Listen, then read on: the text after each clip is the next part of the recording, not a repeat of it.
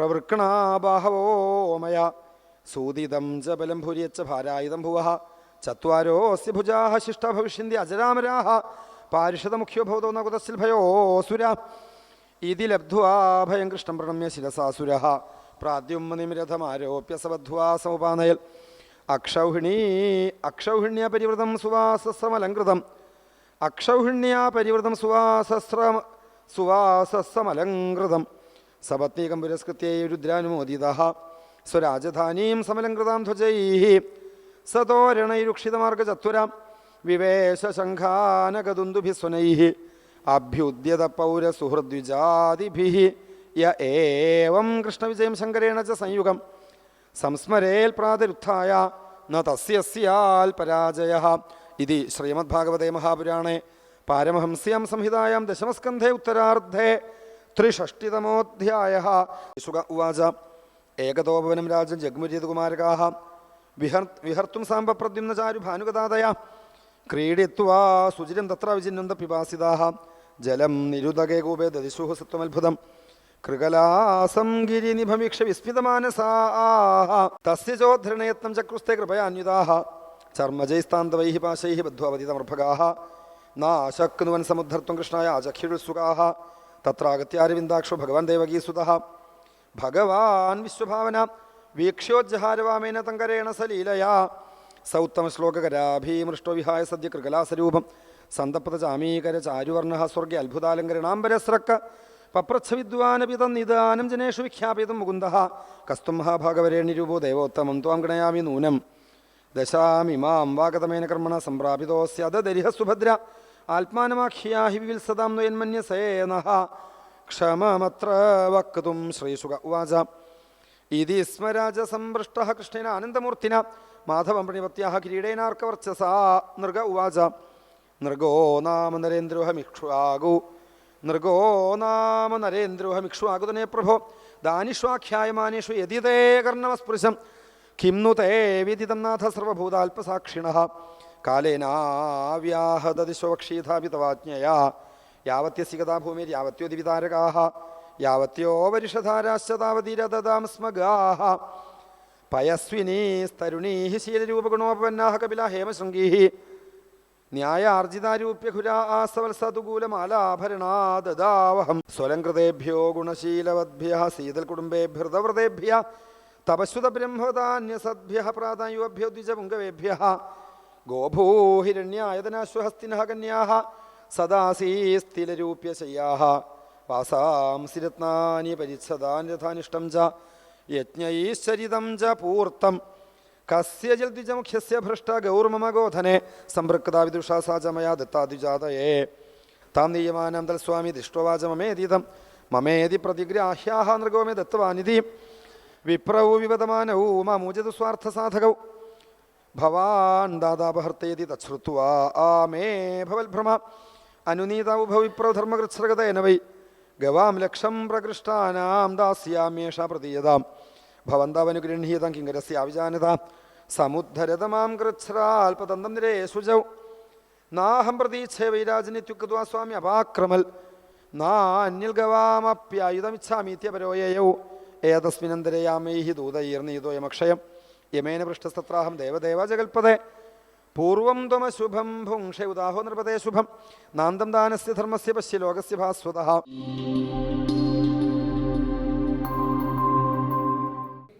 ഇന്നത്തെ ശിഷ്യന്മാരെങ്ങനെയാ?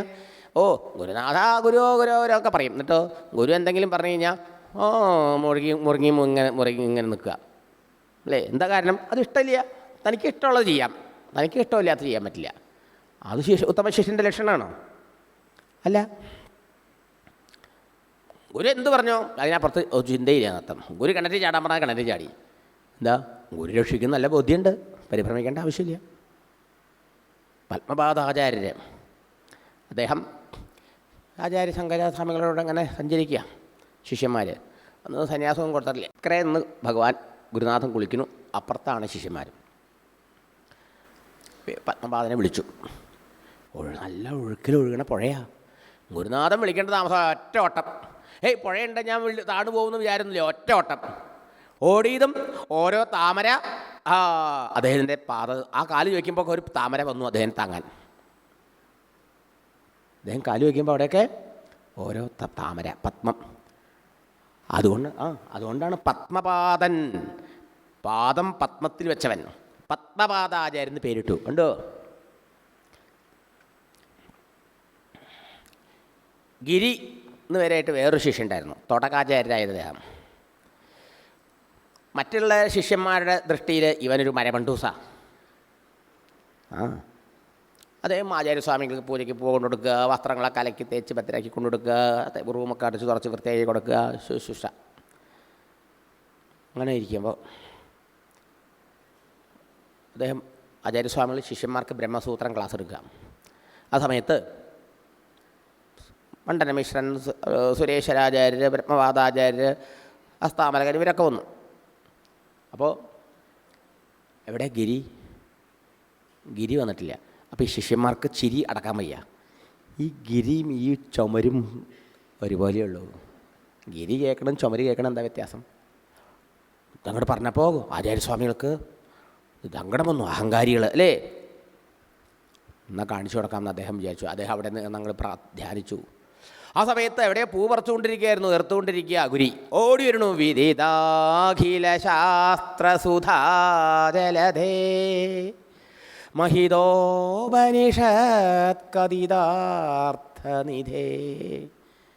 ഭഗവാനെ, സകലോപനിഷത് സാരങ്ങളും അവിടുത്തെ കൃപ കൊണ്ട് എൻ്റെ ഹൃദയത്തിൽ ഇതാ പ്രകാശിച്ചു. ബ്രഹ്മജ്ഞാനിയായി ആ ഗുരുനാഥ സങ്കല്പമുണ്ട്, കൃപ കൊണ്ട്. അദ്ദേഹത്തിന് തോടക മീറ്ററിൽ അദ്ദേഹം പാടി വന്നത് ഒരു അഷ്ടകം, തോടകാഷ്ടകമുണ്ട് അദ്ദേഹത്തിൻ്റെ സ്തോത്രം. തോടകാചാര്യന് പേരിട്ടു. ശിഷ്യന്മാരെ പാഠം പഠിപ്പിക്കണം തിരിച്ചു ഗുരുനാഥൻ താഴെ ഇറങ്ങിയിരുന്നു. വ്യാസപീഠത്തിൽ ഗിരിയോട് പറഞ്ഞു, ഗിരി ഇന്ന് today Giri will take the class. Giri class എടുക്കും. ഇന്നലെ ആചാര്യൻ ബ്രഹ്മസൂത്രം ക്ലാസ് എവിടെ നിർത്തിയോ അവിടുന്ന് എടുക്കാത്ത ക്ലാസ് ഗുരുനാഥൻ നിർത്തിയെടുത്തുനിന്ന് അടുത്ത ഭാഗം ക്ലാസ് എടുക്കാൻ പറഞ്ഞു. ഗിരി അവിടെ ഇരുന്ന് ഗുരുനാഥനെ ധ്യാനിച്ചു. വസലായിട്ട് ക്ലാസ് എടുത്തു. ശിഷ്യന്മാരുടെ മുഴുവൻ അഹങ്കാരം തീർത്തു കൊടുത്തു. കണ്ടോ? നമ്മൾ ഇങ്ങനെ എന്താ മഗ്ഗിയ, സ്പൂൺ ഫീഡിങ്, കാണാതെ പഠിക്കുക. എന്തൊരു വിദ്യാഭ്യാസം അന്നത്തെ വിദ്യാഭ്യാസം. ഇന്ന് ഗുരുവിൽ വല്ല ഭക്തി ഉണ്ടോ? നമുക്ക് ഉണ്ടോ? ഗുരുവിനെ സേവ ചെയ്യലുണ്ടോ? ഇന്ന് ഗുരു ശാസിക്കാൻ പേടിക്കണം. ഒരു അധ്യാപകൻ ശിഷ്യനെ അല്ല ഒരു കുട്ടിയെ, സ്കൂളിലൊരു കുട്ടിയെ ശാസിച്ചു എന്ന് പറഞ്ഞിട്ട് ആ അധ്യാപകനെതിരെ എന്തെല്ലാം കേസുകളാണ്. അദ്ദേഹം എന്തൊരു മനസ്താപായി. സോഷ്യൽ മീഡിയയിലൊക്കെ വന്നില്ലേ? ഇന്നത്തെ ഭയങ്കരമാണ് ഇന്നത്തെ പോക്ക്. അതുകൊണ്ട് ഇന്നത്തെ വിദ്യ അഭ്യാസമില്ല, വിദ്യ ആഭാസമായിരിക്കുന്നത്. മനസ്സിലായോ? സ്നേഹത്തോടെ, പ്രേമത്തോടെ, ആദരവോടെ ഗുരുനാഥൻ സേവ ചെയ്യണം. മനസ്സിലായോ? മനസ്സിൽ ഭക്തിയും ഹൃദയത്തിൽ ആദരവും ഉണ്ടാവണം. ഭക്തിയാദരപൂർവം അതൊക്കെയാണ് വേണ്ടത്. ട്യൂണിങ് ഉണ്ടാവണം, എന്നെല്ലാം പഠിയും. അതിനു വേണ്ടിയിട്ടാണ്, ഈ കൃപയ്ക്ക് വേണ്ടിയിട്ടാണ് പണ്ടൊക്കെ ഗുരുനാഥന്മാരെ പോയി ശുശ്രൂഷ ചെയ്തിരുന്നത്. പുസ്തകങ്ങൾ കുറേ പഠിക്കാനായിരുന്നില്ല. ഉപനിഷത്തിലൊരു ശിഷ്യൻ്റെ കഥ പറയാം. ആരുണി എന്നൊരു ശിഷ്യൻ. കുറേ ശിഷ്യന്മാരുണ്ട് ഗുരുനാഥന്. അപ്പോൾ ഈ കൃഷിസ്ഥലമുണ്ട്, കൃഷി ഗുരുനാഥന്. അപ്പോൾ ശിഷ്യനോട് പറഞ്ഞു ആ വെള്ളം അങ്ങനെ പോണത് കെട്ടാൻ പറഞ്ഞയച്ചു. ആ ശിഷ്യൻ അവിടെ പോയി എത്ര മണ്ണ് കൊണ്ടിട്ടിട്ടും എത്ര കല്ല് കൊണ്ട് വെച്ചിട്ടും വെള്ളം തടയിൽ നിൽക്കണില്ല. അത് പിന്നെ അവിടെ ഒലിച്ചു പോവുക. കുറച്ച് കഴിയുമ്പോൾ എന്ത് ചെയ്തു? ശിഷ്യൻ അവിടെ അങ്ങോട്ട് കിടന്നു. വെള്ളം പോക്ക് നിന്നു. ശിഷ്യൻ ആ വെള്ളത്തിൽ കിടന്ന് വിറയ്ക്കാൻ തുടങ്ങി. കുറേ കഴിഞ്ഞപ്പോൾ ആ ശിഷ്യനെ അന്വേഷിച്ചു ഗുരു. എവിടെ പോയി ആരുണി? അദ്ദേഹം വെള്ളം തടയണക്ക് കെട്ടാൻ പോയതാ. ശിഷ്യന്മാരൊക്കെ കൂടി ഗുരുനാഥൻ വേഗം പരിഭ്രമിച്ച് ഒന്നുകൂടെ, ആരുണി വിളിക്കേണ്ട താമസം. ഓ എന്താ ഗുരുനാഥ? വേഗം എഴുന്നേറ്റ് വന്ന് ഗുരുനാഥൻ്റെ ഭാഗത്തിൽ നമസ്കാരം. ഗുരുനാഥൻ ഹൃദയം നിറഞ്ഞ ആ ശിഷ്യനെ 2 കൈ ശിരസിച്ച് അനുഗ്രഹിച്ചു. ഗ്രാജുവേറ്റഡ്, ബ്രഹ്മജ്ഞാനിയായി പോയി. ഈ ഓരോ ശിഷ്യന്മാരുടെ കഥകൾ നമ്മൾ കേൾക്കുമ്പോൾ തോന്നും വാസ്തവത്തിൽ ഇതിനു വേണ്ടിയിട്ടാണ് അവർ ഗുരുകുലത്തിൽ പോയിരുന്നത്. ഇതാണ് പഠിത്തം. എന്ത്? സേവനം ചെയ്ത് താനില്ലാണ്ടാവുക. മനസ്സിലായില്ലേ? നമ്മുടെ ഈഗോ ഇല്ലാണ്ടാവുക. ഗുരുകൃപ മോക്ഷമൂലം മൂർത്തി ഗുരുകൃപ. മനസ്സിലായോ? ഇവിടെ എന്താ പറയണത്? കൃഷ്ണഭഗവാൻ പറയാണ്, ആ ഗുരുനാഥൻ്റെ കൃപയല്ലേ അന്ന് നമ്മളെല്ലാം മറന്ന് നമ്മുടെ ദേഹത്തെ ഓർത്തില്ല, മഴയെ ഓർത്തില്ല, കഷ്ടപ്പാടിനെ ഓർത്തില്ല, ഗുരുനാഥൻ മാത്രമേ ഓർത്തുള്ളൂ അല്ലേ? ആ ഗുരുനാഥൻ പറയുക, നിങ്ങളെ ശരീരത്തെ പോലും ക്ലേശിപ്പിച്ച് നിങ്ങൾ എനിക്ക് സേവനം ചെയ്തില്ലേ, സുട്ടോഹംഭോ ദ്വയശ്രേഷ്ഠ. ഉണ്ണികളെ, നിങ്ങളുടെ ശുശ്രൂഷ കൊണ്ട് ഞാൻ സന്തോഷിച്ചു കേട്ടോ. നിങ്ങളുടെ മനോരഥങ്ങളൊക്കെ സത്യവും സഫലവുമായി തീരട്ടെ. നിങ്ങൾ പഠിച്ച വേദശാസ്ത്രങ്ങളൊക്കെ നിങ്ങൾക്ക് വേണ്ട സമയത്ത് തോന്നുമാറാകട്ടെ. ഇത്തം വിധാനി അനേകാനി, ഇങ്ങനെ അനേക സന്ദർഭങ്ങളിൽ ആ ഗുരുനാഥനെ ശുശ്രൂഷിക്കാനും സന്തോഷിപ്പിക്കാനും അവിടുത്തെ അനുഗ്രഹങ്ങൾ നേടാനും നമുക്ക് സാധിച്ചൊക്കെ ഓർമ്മയുണ്ടോ നിങ്ങൾക്ക്? ഇങ്ങനെ ആ ഗുരുകൃപയെക്കുറിച്ചാണ് ചർച്ച ചെയ്തത് മുഴുവനും. പറയാണ് ഭഗവാൻ ശ്രീകൃഷ്ണൻ. ആരാ പറയണേ? ലോകഗുരു. ഗുരുരനുഗ്രഹേണേവ പുമാൻ പൂർണ്ണപ്രശാന്തയേ. ഗുരുവിൻ്റെ അനുഗ്രഹം സമ്പൂർണ്ണമായ ആർക്കുണ്ടോ അവനാണ് പരമമായ ശാന്തിയും പൂർണ്ണതയും ജീവിതത്തിൽ കൈവരുകയുള്ളൂ എന്ന്. അങ്ങനെ ശാന്തിയും പൂർണ്ണതയും കൈവന്ന ജീവൻ മുക്ത മഹാത്മാക്കളാണ് ഈ രണ്ട് സുഹൃത്തുക്കളെ. പ്രാരബ്ധം ഒരാളെ ദാരിദ്ര്യത്തിലും ഒരാളെ സമ്പന്നതയിലും എത്തിച്ചു. അത് ദേഹപ്രാരബ്ധം. മനസ്സിലായോ? പ്രാന്തരികമായ അവരനുഭവിക്കുന്ന സ്വാതന്ത്ര്യവും ആനന്ദവും ഒരേപോലെ. ഇങ്ങനെയൊക്കെ ഭഗവാൻ ശ്രീകൃഷ്ണൻ ഗുരുവിൻ്റെ മഹിമ പറഞ്ഞ സമയത്ത് നമ്മുടെ സുധാമാവ് എന്ത് പറഞ്ഞു? ഭഗവാനെ, വാസ്തവത്തിൽ അങ്ങല്ലേ വേദസ്വരൂപൻ, അങ്ങേന്നല്ലേ വേദം ഉണ്ടായത്. ഭഗവാൻ വേദം ഏതൊരു ഭഗവാനിൽ നിന്നുണ്ടായോ ആ ഭഗവാനല്ലേ കൃഷ്ണൻ. ആ ഭഗവാൻ പിന്നെ വേദം പഠിക്കണോ? എല്ലാ ലോകത്തിന് മുഴുവൻ ഗുരുനാഥനല്ലേ അങ്ങ്. പിന്നെ അങ്ങേക്ക് ഒരു ശിഷ്യപ്പെട്ട ഒരു ഗുരുനാഥൻ്റെ അടുത്ത് പോയി പഠിക്കേണ്ട ആവശ്യമുണ്ടോ? തദത്യന്ത വിടംബനം. അതൊക്കെ ഭഗവാൻ ലോകത്തിന് മാതൃകയാവാൻ വേണ്ടി ചെയ്തു, ഇത്രയല്ലേ ഉള്ളൂ എന്ന് പറഞ്ഞ് കുചേലൻ മിണ്ടാണ്ടിരുന്നു. അപ്പോൾ ഭഗവാൻ വിചാരിച്ചു, ഇദ്ദേഹം എന്തിനാ എന്നെ കാണാൻ വന്നത്? ഇദ്ദേഹത്തിന് ഇപ്പോൾ ഇവിടെ വരണ്ട എന്നെ കാണാൻ, എപ്പോഴും എന്നെ ഉള്ളിൽ കണ്ട് അനുഭവിച്ചുകൊണ്ടിരിക്കുക. പിന്നെ ഇവിടെ വന്നതിന് ഒറ്റ കാരണം ആ പത്നിയുടെ പ്രേരണയാണ് അല്ലേ? ആ പത്നി ദാരിദ്ര്യം തീരും, ഭഗവാനെ പോയി കണ്ടാൽ ധാരാളം സമ്പത്ത് തരുമെന്ന് പറഞ്ഞിട്ടല്ലേ വിട്ടേക്കണത്. അതുകൊണ്ട് ആ ദേവിക്ക് സമ്പത്ത് കൊടുക്കണ്ട എനിക്ക്. പക്ഷേ സമ്പത്ത് കൊടുക്കണമെങ്കിൽ ആ അമ്മ എൻ്റെ പേരിൽ വാങ്ങി കൊടുത്തയച്ച ആ നൈവേദ്യം തരണ്ടേ? ഇദ്ദേഹം തരണൂല്ല.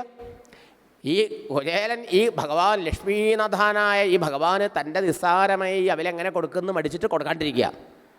ആ സമയത്ത് ഭഗവാൻ ലജ്ജ വിട്ടു ചോദിച്ചു, ഏക്കിമുപായനമാനീതം, എന്താ എനിക്ക് കൊണ്ടേക്കണേ വീട്ടിൽ നിന്ന് വരുമ്പോന്ന്? അതെങ്ങനെയാണ് കൃഷ്ണൻ അറിഞ്ഞത്? സർവഭൂത മനോഭിജ്ഞ, എല്ലാവരെയും മനസ്സാക്ഷിയായി ഇന്ന് എല്ലാവരെയും ഉള്ളിൽ നടക്കണം, എല്ലാം കാണുന്ന ആളാണല്ലോ ഇദ്ദേഹം. വന്ന എൻ്റെ ഉദ്ദേശവും ഇദ്ദേഹത്തിനെ അമ്മ പറഞ്ഞയച്ചതിൻ്റെ ഉദ്ദേശമൊക്കെ മനസ്സിലാക്കി. എന്താ എനിക്ക് കൊണ്ടുവന്നേക്കണത്? എന്നിട്ട് കൊടുത്തില്ല. കുറച്ചുള്ളൂ വെച്ചിട്ടാണോ തരാണ്ടിരിക്കണത്? അണ്ണുപ്പിവാഹൃതം ഭക്തൈ പ്രേമണ ഭൂരിയേവമേ ഭവേത്. ഈ വരണ വസ്തുവിൻ്റെ വലിപ്പം കൊണ്ടല്ല ഞാൻ സന്തോഷിക്കണത്, അതിൻ്റെ പുറകിലുള്ള പ്രേമം കൊണ്ടാണ്. ഭക്തിയോടുകൂടി എൻ്റെ ഭക്തൻ എനിക്ക് എന്ത് തന്നാലും അല്പം തന്നാലും അതുകൊണ്ട് ഞാൻ സന്തോഷിക്കും. ഭൂര്യപ്യഭക്തോപഹൃതം നമേ തോഷായ കൽപ്പതേ. ഭക്തിയില്ലാതെ എത്ര വലിയ വസ്തുക്കൾ എനിക്ക് കൊണ്ടുവന്നാലും ഞാൻ അതുകൊണ്ട് സന്തോഷിക്കില്ല.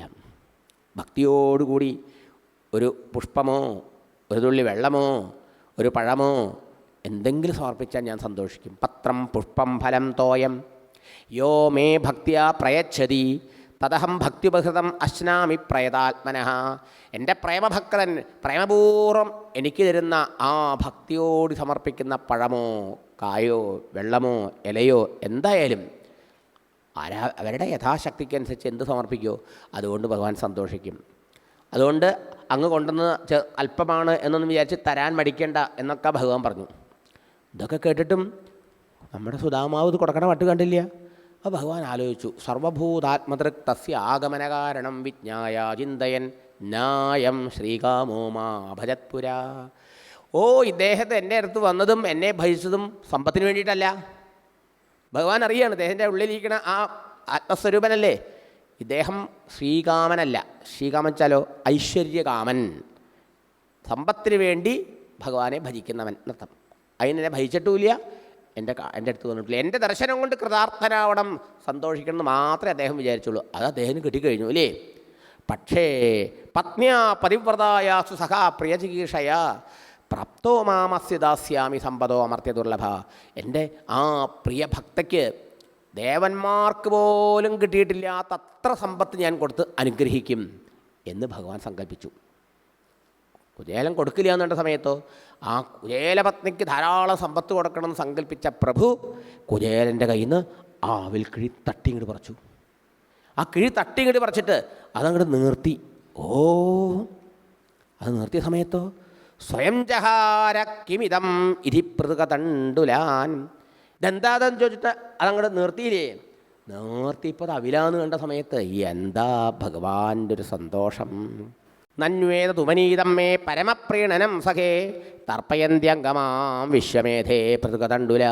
അതങ്ങോട്ട് അയച്ച സമയത്ത് അതിൽ അവിലാന്ന് കണ്ട സമയത്തോ ഭഗവാന്റെ മുഖം അങ്ങനെ താമര വിരിയണമാതിരി സന്തോഷം കൊണ്ട് അങ്ങോട്ട് വിരിഞ്ഞു അത്രേ. എന്നിട്ട് ഭഗവാൻ പറയുക, ഇത്രയും എനിക്ക് ഇഷ്ടമുള്ള വസ്തു കൊണ്ടുവന്നിട്ടാണ് ഞാൻ ചോദിച്ചിട്ടും തരാണ്ടിരുന്നത്. നോക്കൂ, നമുക്ക് ഇഷ്ടമുള്ള ആളെ എന്ത് തന്നാലും സന്തോഷം അല്ലേ. ഇഷ്ടമുള്ള ആൾ ഏറ്റവും ഇഷ്ടപ്പെട്ട വസ്തു കൊണ്ടുവന്നാലോ കൂടുതൽ സന്തോഷം ഉണ്ടാവില്ലേ. പറയുക, ഞാൻ ഇതിലൊരു മണി കഴിക്കുമ്പോൾ ഈ ലോകം മുഴുവൻ സന്തോഷിക്കും. അതെന്താ? ഭഗവാൻ കൃഷ്ണനാണല്ലോ ഈ ലോകമായിരിക്കുന്നത്. ഭഗവാൻ സന്തോഷിച്ചാൽ ലോകം മുഴുവൻ സന്തോഷിച്ചും എന്ന് പറഞ്ഞ് ആ അവിൽ ആർത്തിയോടുകൂടി ഭഗവാൻ വാരിക്കഴിക്കുക. ഇതി മുഷ്ടിം സകൃത് ജഗ്ധ്വാ ദ്വിതീയാം ജഗ്ധുമാദതേ താവൽ ശ്രീജഗൃഹേ ഹസ്തം തൽപരാ പരമേഷ്ടിന എന്ന് പറഞ്ഞ് ഭഗവാൻ ഒരു പിടി അവിൽ ആർത്തിയോടുകൂടി വാരിക്കഴിച്ചു. ഭഗവാൻ എന്താ ഇതിൻ്റെ ഒരു സ്വാദ്? വെറും കൊട്ടനവില, യാതൊന്നും ചേർക്കാത്ത അവില. എന്താ പിന്നെ ഇത്ര സ്വാദുണ്ടായത്? ഭക്തി കൊണ്ട് കുഴച്ചവില. മനസ്സിലായോ? എന്താ സ്വാദെന്ന് പറഞ്ഞ് ഒരു പിടി കഴിച്ചിട്ട് തൃപ്തി വരാതെ ആർത്തിയോട് രണ്ടാമത് ഒരു പിടിയും കൂടി വാരി കഴിക്കാൻ പുറപ്പെട്ടപ്പോൾ രുക്മിണി വന്ന് കൈ പിടിച്ചു. അതിൻ്റെ കാരണം ഭഗവതിക്കും ഭഗവാനും മനസ്സിലായി. ഭഗവാന് അവിടുത്തെ ഭക്തൻ കൊണ്ടുവന്ന എത്ര വിശേഷപ്പെട്ട ആ നിവേദ്യം, അവിടെ നിന്ന് കഴിച്ച പ്രസാദം, ഞങ്ങളൊക്കെ കുറച്ച് പ്രസാദം തരണ്ടേ, ഞങ്ങൾക്കൊക്കെ വേണ്ടേ?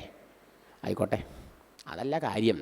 ഭഗവാൻ ഒരു സങ്കല്പിച്ച് ഒരു പിടി കഴിച്ചപ്പോഴേക്കും ദേവദുർലഭമായിട്ടുള്ളതായ സമ്പത്ത് ഭക്തന് കൊടുത്തു കഴിഞ്ഞു. തൻ്റെ സമ്പത്തിൽ പാതിയും ഭക്തന് കൊടുത്തു കഴിഞ്ഞു ഭഗവാൻ. ഇനിയും ഭഗവാൻ കഴിച്ചാൽ മഹാലക്ഷ്മിയാണല്ലോ രുക്മിണി, ലക്ഷ്മിക്ക് ആ ഭക്തൻ്റെ അവിടെ പോയിരിക്കേണ്ടി വരും. ഭക്തനെ സേവിക്കാൻ മടിച്ചിട്ടല്ല, ഭഗവാനെ പിരിയാനിടയാക്കരുതേന്ന്. ലക്ഷ്മി ആൾക്കാരൊക്കെ ചപല, ചഞ്ചല, അസ്ഥിര എന്നൊക്കെ ചീത്ത വിളിക്കുക. മേൽപ്പത്തൂർ പറയുകയാണ്, ഭഗവാനെ അങ്ങനെ പറഞ്ഞുകൂടാ അമ്മ സ്ഥിരയാണ്, അമ്മ അസ്ഥിരയല്ല. എന്തുകൊണ്ടാണ് ആ അമ്മ ഭക്തന്മാർ സ്ഥിരമായി നിൽക്കാത്തത്? ഭഗവാനോടുള്ള ആ പ്രേമം കൊണ്ട. ആരാണോ ഭഗവാനെക്കുറിച്ച് പാടുകയോ കേൾക്കുകയോ കീർത്തിക്കുകയോ സ്മരിക്കുകയോ ചെയ്തുകൊണ്ടിരിക്കുന്നത്, ഏതോധ്യാന ഗുണാനുകീർത്തനരസാസക്താ ഹി ഭക്താജനാഃ തേഷു ഏഷാ വസതി സ്ഥിരൈവ ദൈതപ്രസ്താവദത്താദരാ. തൻ്റെ പ്രാണനാഥനെക്കുറിച്ച് വാഴ്ത്തുക, കേൾക്കുക, കീർത്തിക്കുക, സ്മരിക്കുക, ചിന്തിക്കുക, പറയുക, അങ്ങനെ ചെയ്യുന്നതായ ആ ഭക്തന്മാരോട് ഭഗവതിക്ക് എന്തെന്നില്ലാത്തൊരു ബഹുമാനത്രേ, ആദരവത്രേ. അവരിൽ ഭഗവതി സ്ഥിരമായി നിൽക്കും. അല്ലാതെ ലക്ഷ്മിയെ മാത്രം ഭജിക്കുന്നവരിലാണ് അസ്ഥിര. ഭഗവാന്റെ ഗുണഗണങ്ങളാൽ ആകൃഷ്ടയായിട്ടാണ് ഭഗവാനെ പിരിയാൻ വയ്യാത്തത് കൊണ്ടാണ് ലക്ഷ്മിയുടെ ഭക്തന്മാരിൽ സ്ഥിരമായിരുന്നു കാണുന്നത്. അറിയോ? അങ്ങനെയുള്ള മഹാലക്ഷ്മിക്ക് ഭഗവാനെ പിരിയാൻ വയ്യ. അതുകൊണ്ട് ഭഗവാനെ ഒരു പിടി കൊണ്ട് അവിടുന്ന് സങ്കല്പിച്ച സമ്പത്ത് കൊടുത്തു കഴിഞ്ഞു, മതിയെന്ന്. അത് ഭഗവാന് മനസ്സിലായത്. ഉടനെ ആ പ്രസാദം എല്ലാവർക്കും വിതരണം ചെയ്തു. അതിനുശേഷം അന്ന് വളരെ മൃഷ്ടാന്ന ഭോജനമൊക്കെ ഉണ്ടാക്കി സന്തോഷമായിട്ട് സ്വർഗത്തിലെത്തിയ മാതിരി പരമാനന്ദത്തിൽ ആ ഭക്തനെ ഭഗവാൻ സേവിച്ചു, ശുശ്രൂഷ ചെയ്തു. സുഖമായിട്ട് പലതും പറഞ്ഞ് രാത്രിയിലൊക്കെ കുറേ നേരം ഇരുന്നു. അത് കഴിഞ്ഞ് കിടന്നുറങ്ങി. രാവിലെ എഴുന്നേറ്റു, കുളിയൊക്കെ കഴിഞ്ഞ് ആഹാരമൊക്കെ കഴിഞ്ഞ് ഭക്തൻ ഭഗവാനോട് പറഞ്ഞു, ഭക്തന് ഭഗവാനെ കണ്ട് കൃതാർത്ഥനായി. ഇനി എന്തു വേണം? നിറഞ്ഞു മനസ്സ്. ഭഗവാനും അതിനേക്കാൾ സന്തോഷം. എന്നാൽ ഭഗവാനെ യാത്രയൊക്കെ പറഞ്ഞിറങ്ങി. ഭഗവാനും യാത്ര ചെയ്തു, പടിവരെ ചെന്നു. ഇതാ കണ്ടില്ലേ എൻ്റെ ഇവിടുത്തെ വലിയ തിരക്ക്, ഇടയ്ക്കിടയ്ക്ക് വരണേ എന്നൊക്കെ ഭഗവാൻ സ്നേഹപൂർവ്വം പറഞ്ഞു. ഭക്തനും ഭഗവാനെ കണ്ടിട്ടും മതിയാവണില്ല, പിരിയാൻ രണ്ടുപേർക്ക് ഇഷ്ടമില്ല. തിരിഞ്ഞു നടന്നു. കുറച്ച് പേരും എവിടേക്കും ഓടി വരിക. ഭക്തനും ഭഗവാനും ഓടി ഒന്ന് വീണ്ടും ആലിംഗനം ചെയ്യുക.